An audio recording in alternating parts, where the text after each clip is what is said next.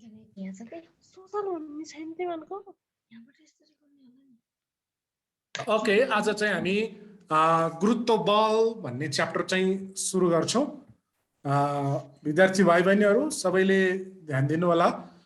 गुरुत्व बल अथवा gravity, gravity भनेको चाहिँ के हो त भन्दाखेरि कुनै पनि ठुलठुला आकाशीय पिण्डहरू तिनीहरूले चाहिँ आफ्नो वरपर भएका कुनै पनि वस्तुहरूलाई आफ्नो केन्द्रतिर तानिराखेको हुन्छ है।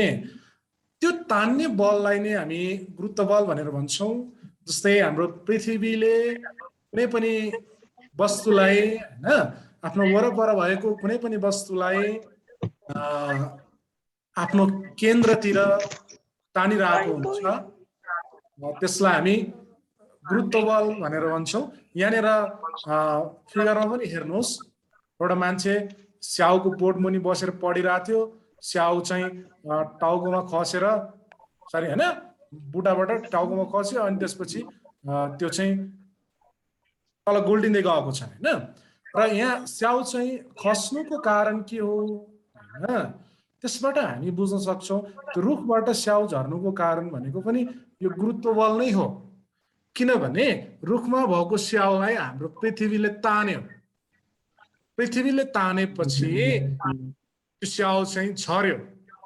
ल यहाँनिर एउटा क्वेसन हेर, स्याउ किन खस्यो होला भन्ने कुरामा चाहिँ किनकि स्याउलाई पृथ्वीले आफ्नो केन्द्रतिर तानेको हुनाले स्याउ चाहिँ खसेको हो हैन। ल यसरी पृथ्वीले स्याउलाई तान्ने बल नै गुरुत्व बल हो हैन। यसरी जुन त्यो स्याउ खस्नु भन्दा पनि त्यो स्याउ किन खस्यो भन्दाखेरि पृथ्वीले तान्यो, पृथ्वीले आफ्नो केन्द्रतिर तान्यो। त्यही तानेको कारणले गर्दा नै स्याउ चाहिँ रुखबाट तलतिर खसेको हो है। त्यो कुरा चाहिँ तपाईहरुले बुझ्नुस्। ओके, अब यहाँ गुरुत्व बल भनेको के हो भन्ने हामी परिभाषाबाटै जान्छौं। तपाईहरुले स्क्रिनमा देख्नु भएको छ होला, गुरुत्व बल भनेको के हो भन्ने कुरा चाहिँ हैन।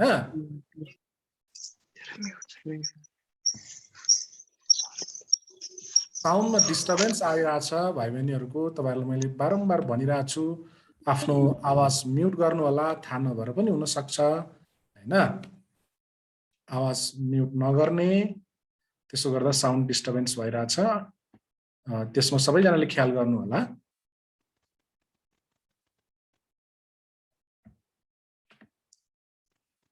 ल ओके, गुरुत्व बल भनेको के हो, यसको कुनै दुईवटा असरहरू लेख्नुहोस् भन्दा कुनै आकाशीय पिण्डहरू हैन, कुनै आकाशीय पिण्डहरूले आफ्नो आकर्षण क्षेत्रभित्र रहेका वस्तुलाई आफ्नो केन्द्रतिर तान्ने बललाई गुरुत्वाकर्षण बल भनेर भनिन्छ हैन।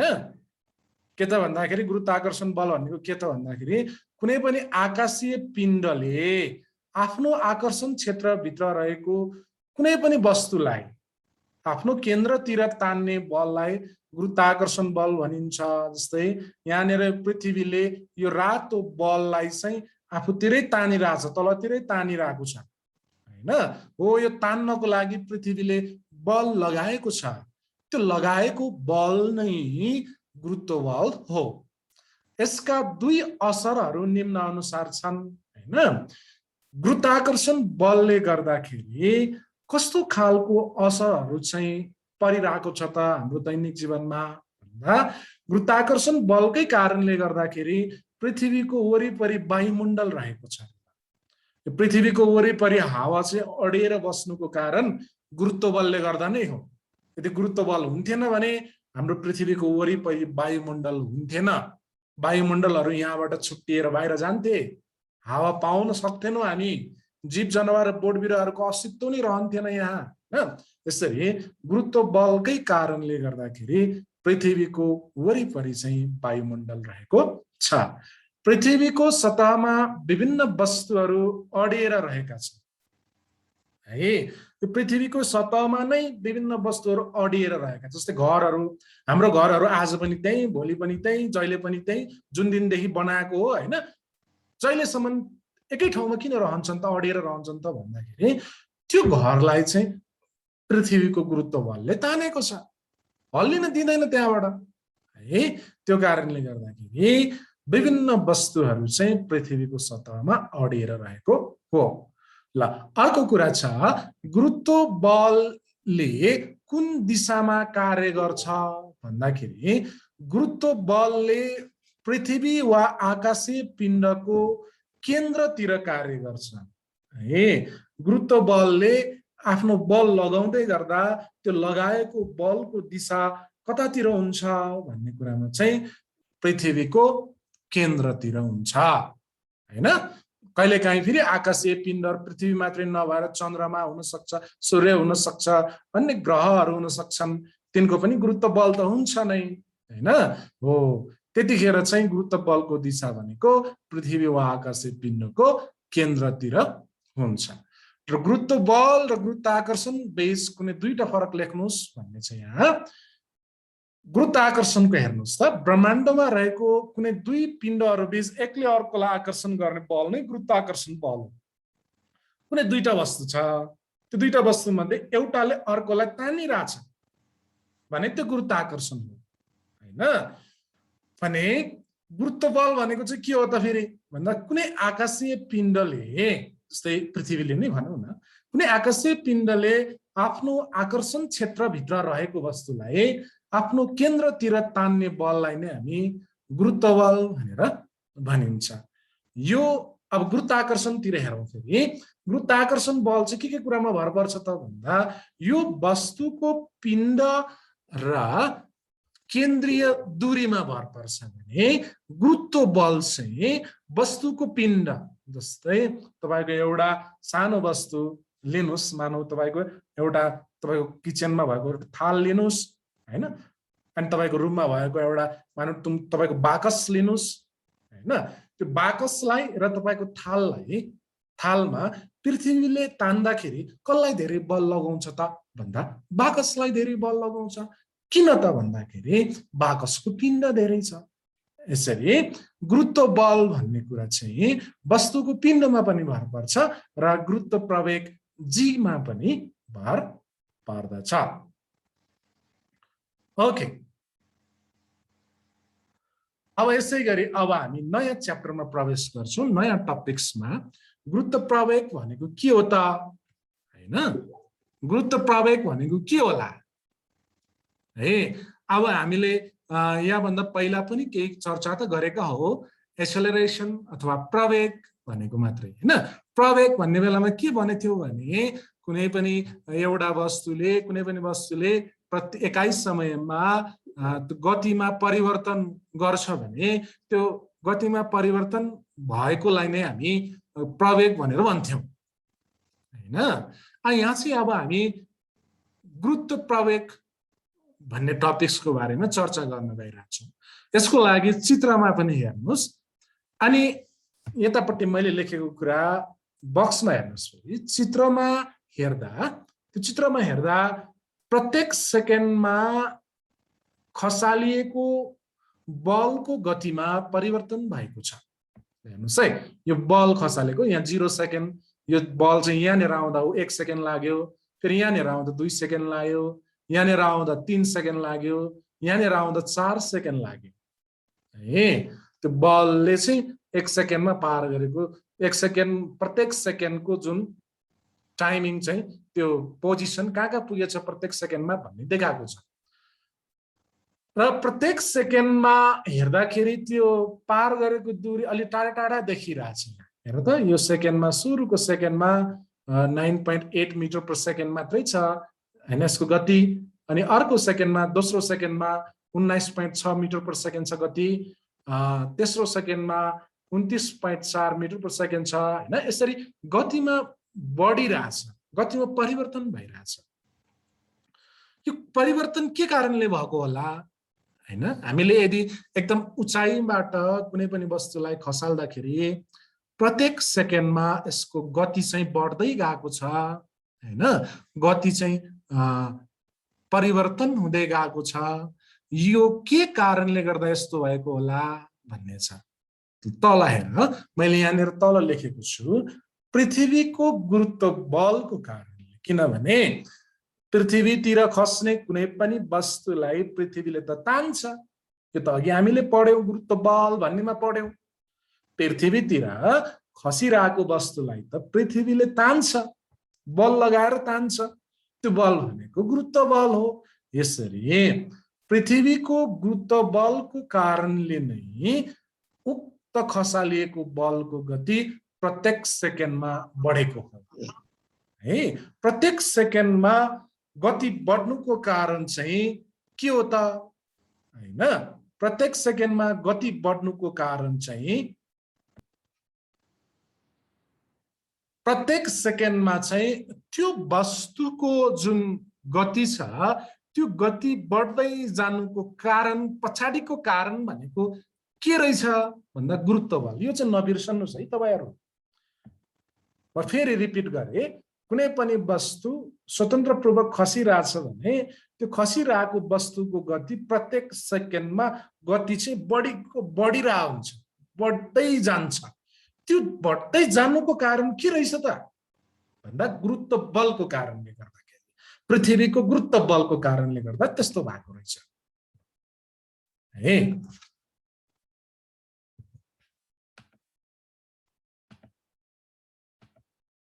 ओके अब गुरुत्व प्रवेग भनेको के हो त भनेर यसलाई हामीले ढंगले भन्नु पर्यो ढंगले परिभाषा गर्नु पर्यो भने के हुन्छ त भन्दै पृथ्वीको सतहमा स्वतन्त्र रूपले खसिरहेको वस्तुमा गुरुत्व बलको कारणले गर्दा उत्पन्न हुने जुन प्रवेगलाई हामी गुरुत्व प्रवेग भनेर भन्छौं यसमा गाह्रो कुरा छैन पृथ्वीको सतहतिर खसिरा हुनु पर्यो त्यो वस्तु हैन स्वतन्त्र रूपले खसिरा हुनु पर्यो अनि खस्दाखेरि गुरुत्व बलको कारणले कसको कारणले गुरुत्व बलको कारणले गर्दाखेरि त्यो उक्त वस्तुको गतिमा के हुन्छ परिवर्तन भइरा हुन्छ त्यो गतिमा परिवर्तन हुनुलाई हामी प्रवेग उत्पन्न भएको भनेर भन्छौं हैन त्यो गुरुत्व बलको कारणले उत्पन्न हुने प्रवेगलाई हामी गुरुत्व प्रवेग भन्छौं गुरुत्व प्रवेगलाई जी ले जनाइन्छ स्मल जी है यहाँ क्यापिटल जी को कुरा पनि आउँछ यो च्याप्टरमा जुन हामीले अघिल्लो च्याप्टरहरुमा चर्चा गर्यौं क्यापिटल जी भनेको चाहिँ गुरुत्वाकर्षण स्थिराङ्क हो तर स्मल जी भनेको चाहिँ के हो त भन्दाखेरि गुरुत्व प्रवेगलाई जनाउने सिम्बल हो है गुरुत्व प्रवेगलाई चाहिँ हामी स्मल जी ले जनाउँछौं यसको एकाइ मिटर पर सेकेन्ड स्क्वायर हो किन मिटर पर सेकेन्ड स्क्वायर हो त यसको एकाइ भन्दा किनकि प्रवेग बराबर फर्मुला के हुन्छ भने गतिमा परिवर्तन बाइ समय हुन्छ गतिमा परिवर्तन भनेको मिटर पर सेकेन्डमा नै हुन्छ त्यहाँ गति भनेपछि हैन अनि तलतिरपट्टि समयलाई सेकेन्डमा नाप्छौं यसो गर्दा के भयो त भन्दा मिटर एउटा भयो सेकेन्ड चाहिँ दुईटा भयो यसरी गुरुत्व प्रवेगको एकाइ भनेको एसआई एकाइ भनेको चाहिँ मिटर प्रति सेकेन्ड स्क्वायर अर्थात मिटर प्रति सेकेन्ड भनेर पनि भनिन्छ ल ओके गुरुत्व प्रवेग g equal to gm by r square अथवा g is inversely proportional to square of radius हैन अथवा यसलाई तपाईले बुझ्ने भाषामा के भन्नुस् भने यस योले भन्न खोजेको के हो भने गुरुत्व प्रवेग g भनेको त गुरुत्व प्रवेग हो गुरुत्व प्रवेग चाहिँ पृथ्वीको अर्धव्याससँग उल्टो सम्बन्ध हुन्छ भनेर पनि प्रमाणित गर्नुस् न त अथवा गुरुत्व प्रवेग g बराबर gm by r स्क्वायर हुन्छ भनेर पनि प्रमाणित गर्नुस् भन्ने यदि यस्तो खालको क्वेशनहरु हामीलाई आयो भने हैन यसो सोध्यो भने यसलाई चाहिँ हामी कसरी चाहिँ प्रमाणित गर्न सक्छौं त भन्ने कुरामा मानौ यहाँ हाम्रो चित्र अलरेडी मैले देखाएको छु चित्र मानौ पृथ्वीको सतहतिर खस्दै गरेको कुनै एउटा वस्तुको पिण्ड m छ हेर्नुस् है यो सानो वस्तु चाहिँ के भइराछ यो ठूलो पृथ्वीको सतहतिर खस्दै छ तलतिर हो त्यसको सानो वस्तुको पिण्ड m हो जस्तै अघि एउटा रातो बल खस्या थियो हैन, स्याउ खस्या थियो भन्ने कुरातिर जाउँ हामी। पृथ्वीतिर खस्दै गरेको सानो वस्तुको पिण्ड भनेको m, पृथ्वीको अर्धव्यास r र पृथ्वीको पिण्ड क्यापिटल M। हेर्नुस् है, m दुईटा आएको छ, तर स्मल m ले के भन्छ भने वस्तुको पिण्ड भन्छ भने क्यापिटल M ले पृथ्वीको पिण्ड भन्छ। अब यस्तो अवस्थामा के हुन्छ त भन्दाखेरि त्यो खसिरहेको वस्तुमा लाग्ने जुन बल हो नि त है, यो खस्दै गर्दाखेरि ध्यान दिएर सुन्नुस्, यो खस्दै गर्दाखेरि यो वस्तुमा कति बल लागेको छ तलतिर हैन, कति बलले तानिरहेको छ भन्ने त्यो बल निकाल्नको लागि हामी m * g पनि गर्न सक्छौं है। m * g भनेर पनि हामी भन्न सक्छौं। जहाँ f ले के जनाउँछ त भन्दा f ले वस्तुमा लाग्ने, यो सानो वस्तु छ नि, यो सानो वस्तुमा लाग्ने पृथ्वीको गुरुत्व बल अर्थात् उक्त वस्तुको तौल भनेर पनि बुझ्छौं। यहाँनिर सुन्नुस् है, यहाँनिर एउटा क्लेरिफाई हुनुपर्ने कुरा, हामी स्पष्ट हुनुपर्ने कुरा के छ भन्दाखेरि यहाँनिर तौल भन्ने छ नि त, तौल भन्ने र यो गुरुत्व बल भन्ने कुरा एउटै हो। यो वस्तु चाहिँ यो वस्तुमा लाग्ने पृथ्वीको गुरुत्व बल, पृथ्वीले यो वस्तुलाई तलतिर तान्दा लगाउने बल भन्नु र यो वस्तुको तौल भन्नु एउटै कुरा हो, बराबर हुन्छ त्यो चाहिँ है। त्यही भएर यहाँ चाहिँ f भनेको के बुझ्नुस् भने तपाईले उक्त वस्तुमा लाग्ने पृथ्वीको गुरुत्व बल अर्थात् उक्त वस्तुको तौल भनेर पनि हामी बुझ्न सक्छौं। जहाँ m भनेकोले के जनाउँछ त भन्दा वस्तुको पिण्ड भन्ने जनाउँछ। यहाँनिर m छ नि त, m ले के जनाउँछ भन्दा यो खसिरहेको वस्तुको पिण्ड है भन्ने जनाउँछ। g ले के जनाउँछ त भन्दा गुरुत्व प्रवेग, पृथ्वीतिर खस्ने वस्तुको गुरुत्व प्रवेग कति हुन्छ त यस है भन्ने कुरा जनाउँछ। यस्तै गरी न्युटनको गुरुत्वाकर्षणको नियम अनुसार हामीले यो जुन सुरुमा पढेको कुरा हैन, न्युटनको गुरुत्वाकर्षण सम्बन्धी नियम अनुसार उक्त खसिरहेको वस्तुमा लाग्ने गुरुत्व बल को अर्को फर्मुला पनि छ। त्यो अर्को फर्मुला हामी कसरी भन्न सक्छौं त भन्दा f बराबर g capital M small m by r square. यहाँनिर तपाईहरु के बुझ्नुस् भने यो f ले के भन्छ रे माथि हेर त, उक्त खसिरहेको वस्तुमा लाग्ने गुरुत्व बल हैन। यो f चाहिँ कसरी पनि निकाल्न सकिन्छ त भन्दा क्यापिटल G, यो गुरुत्वाकर्षण स्थिराङ्क हो, क्यापिटल G, यो क्यापिटल M भनेको यो पृथ्वीको पिण्ड, पृथ्वीको पिण्ड हैन, अनि स्मल m भनेको माथि वस्तुको पिण्ड, अनि यो r भनेको यो अर्धव्यास, यो पृथ्वीको अर्धव्यास। अर्धव्यासले के जनाउँछ भने यो दुईटा बीचको दूरी हो भन्ने जनाउँछ। किनभने यो सानो वस्तु को अर्धव्यास चाहिँ हामी एकदमै नगण्य मान्छौं, त्यो हुँदैन भन्ने ठान्यो भने यो वस्तु र यो पृथ्वीको बीचको जुन दूरी छ त्यो दूरी चाहिँ यो अर्धव्यासलाई नै मान्छौं।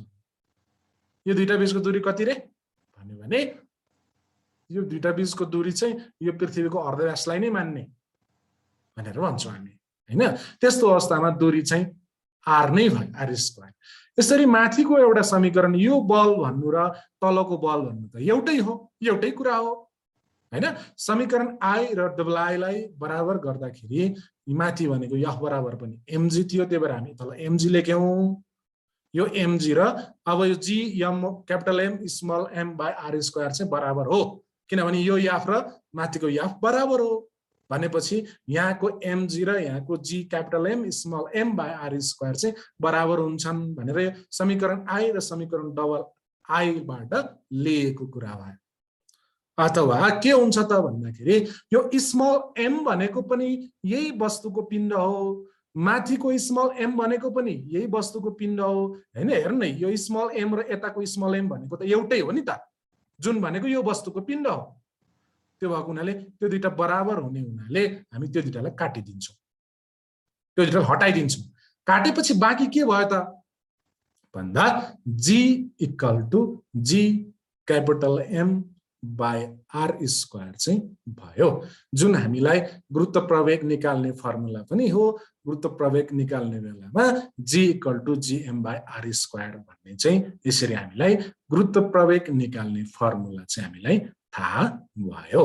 र यसमा चाहिँ हामी अब के भन्छौँ त भन्दाखेरि, यसमा जहाँ के त भन्दाखेरि G भनेको त यो अचर राशि हो, यसको मान कहिले धेरै हुने कहिले थोरै हुने भन्ने हुँदैन हैन।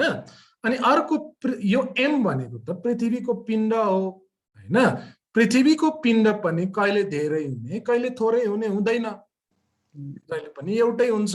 कि पृथ्वी कहिले एकदमै ठुलो हुने, पृथ्वी एकदमै सानो भएर कहिले गुच्चा जत्रो हुने हुन्छ, हुँदैन नि त।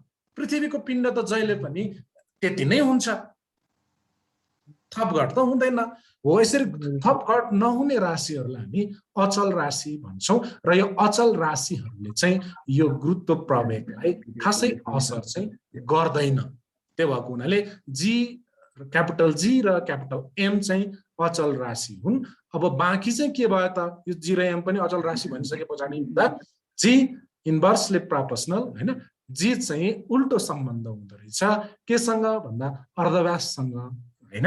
यसरी जीलाई चाहिँ पृथ्वीको गुरुत्व प्रवेगलाई चाहिँ कुन कुराले असर गरेको हुँदो रहेछ त धेरै जसो भन्दा एउटा मात्रै कुरा, मुख्य कुरा केले असर गर्दो रहेछ त भन्दा कुनै पनि ग्रह वा उपग्रहहरू अथवा आकाशीय पिण्डहरूको अर्धव्यासले चाहिँ गुरुत्व प्रवेगलाई असर गरेको हुँदो रहेछ भन्ने कुरा हामी यसबाट बुझ्न सक्छौं। ल अब त्यसपछि गुरुत्व प्रवेग जी को मानलाई प्रभाव पार्ने तत्त्वहरू हैन। जी को मान चाहिँ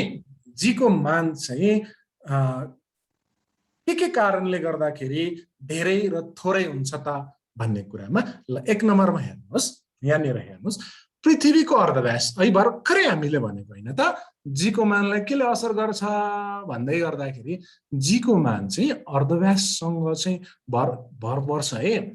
अर्धव्यास धेरै भयो भने जी कम हुन्छ है, किनभने यही लेखेको छ हामीलाई थाहा छ यो जी र आर बीच, यो जी भनेको गुरुत्व प्रवेग र आर भनेको पृथ्वीको अर्धव्यास हैन।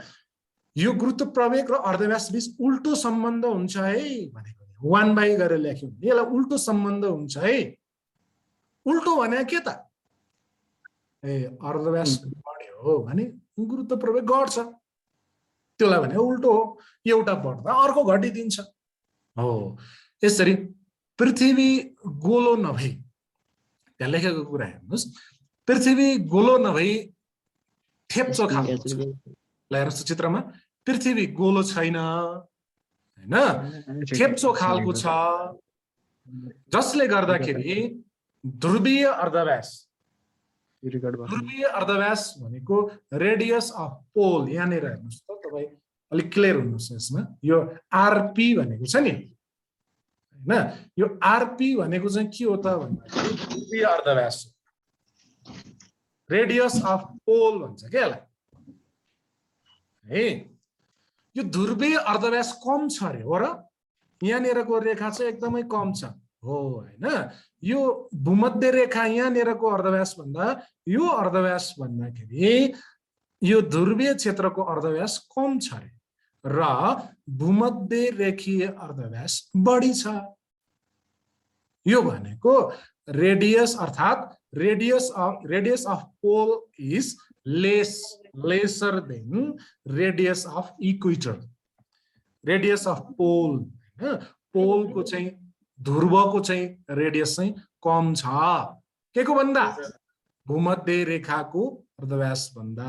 फलस्वरूप यही कारणले गर्दा जी को मान ध्रुवीय क्षेत्रमा बढी हुन्छ, जी को मान चाहिँ यहाँनिर बढी हुन्छ,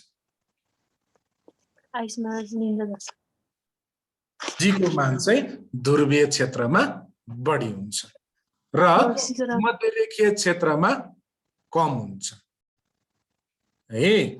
जी को मान ध्रुवीय क्षेत्रमा बढी हुने र भूमध्यरेखीय क्षेत्रमा चाहिँ कम हुन्छ। यहाँनिर कुरा बुझ्नुस् है, उल्टो हुन्छ भनेर मैले भन्दै गर्दाखेरि जानेर मैले एकदमै उसमा भन्छु, जानेर अर्धव्यास कम हुन्छ त्यहाँ जी को मान बढी हुन्छ भनेर बुझ्नुस्।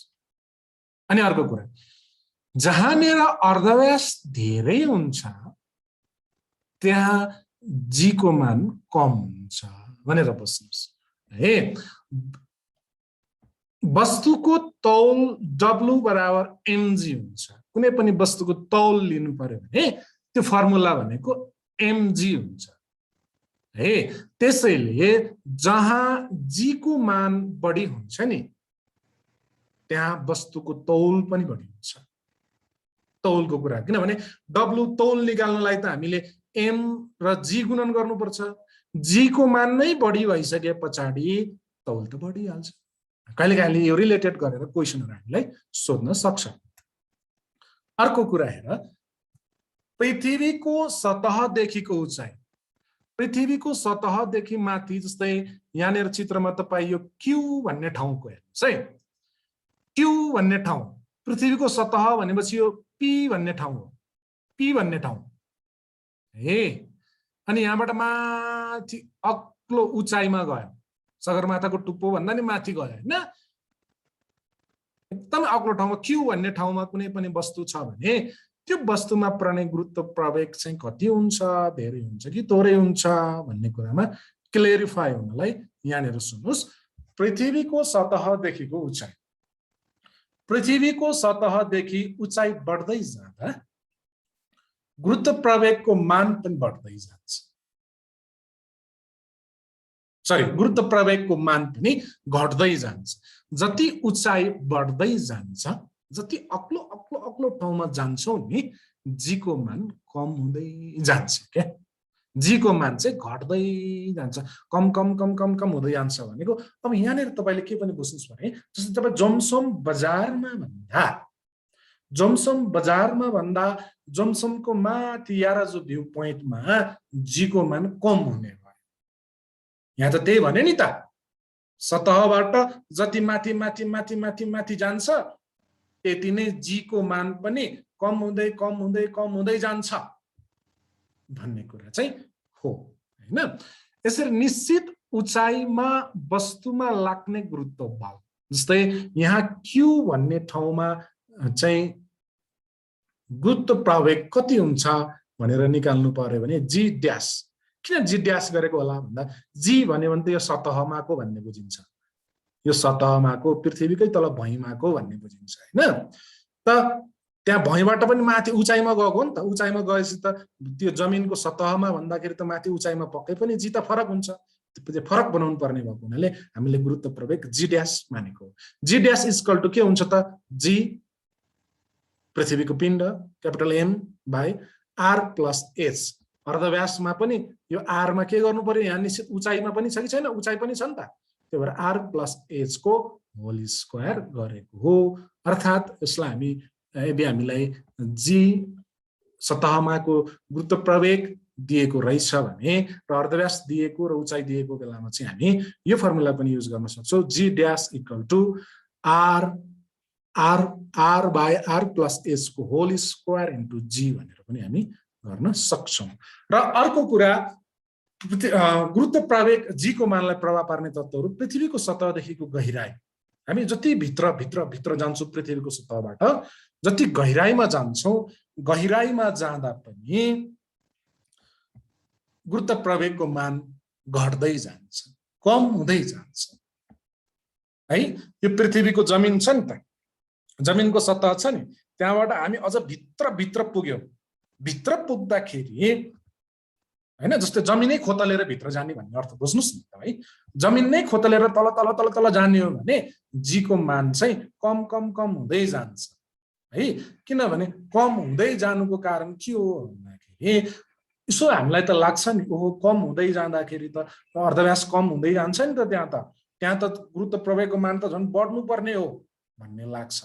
वास्तवमा त्यस्तो नभइकन के हुन्छ त भन्दाखेरि अर्धव्यासको तुलनामा त्यसको आयतन पनि हैन, त्यसको आयतन पनि कम भइरहेको हुन्छ। अर्धव्यास कम बनाउने अनि पिण्ड चाहिँ पुरै लिने गर्न त पाइएन, आयतन पुरै लिने गर्न पाइएन। जस्तै यहाँ ब्रुस अल्करको घेरामा के भनेको देखाएको छ भन्दाखेरि, यदि अर्धव्यास घट्यो भने त्यसको के पनि घट्छ त भन्दाखेरि पिण्ड पनि घट्छ। त्यो कारणले गर्दा पृथ्वीको सतहदेखि जति गहिराइमा पुग्छौँ हामी गहिराइमा पुग्दाखेरि गुरुत्व प्रवेगको मान पनि घट्दै जान्छ र पृथ्वीको गुरुत्व प्रवेगको कुरा गर्दै गर्दा अघिसम्म चाहिँ हामी गुरुत्व प्रवेगको मान भनिरहेछौँ नि त है। ल अब पृथ्वीको गुरुत्व प्रवेगको कुरा गर्दै गर्दाखेरि पृथ्वीको विभिन्न ठाउँमा गुरुत्व प्रवेगको मान फरक फरक हुन्छ भन्ने कुरा गरिसक्यौँ हामीले। हेर्नुहोस् है, ध्रुवीय क्षेत्रमा गुरुत्व प्रवेगको मान